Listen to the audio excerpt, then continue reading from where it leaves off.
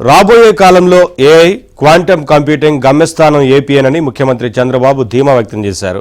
Silicon valley తరహాలో భవిష్యత్తులో ప్రజలు క్వాంటమ్ వ్యాలీ గురించి, దానికి కేంద్రంగా మారుతున్న అమరావతిని గురించి మాట్లాడుకుంటారన్నారు.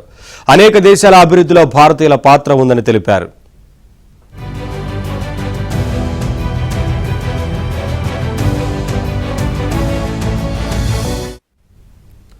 గతంలో భారత్ నుంచి మేధో వలస జరిగిందని, త్వరలో రివర్స్ మైగ్రేషన్ మొదలవుతుందని వ్యాఖ్యానించారు. విదేశీ వ్యవహారాల శాఖ అబ్జర్వర్ రీసెర్చ్ ఫౌండేషన్ ఆధ్వర్యంలో ఢిల్లీలో జరుగుతున్న రైజినా డైలాగ్ 2026 సదస్సుకు సీఎం చంద్రబాబు హాజరయ్యారు. ఈ సదస్సుకు ఓ రాష్ట్ర ముఖ్యమంత్రిని నిర్వాహకులు ఆహ్వానించడం ఇదే తొలిసారి.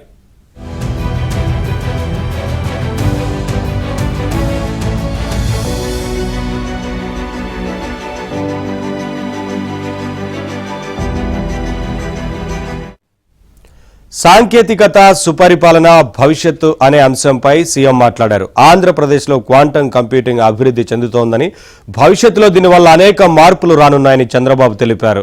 ఈ ప్రాజెక్టు ఇప్పటికే అమరావతిలో ప్రారంభమైందని, త్వరలోనే అందుబాటులోకి వస్తుందని తెలిపారు.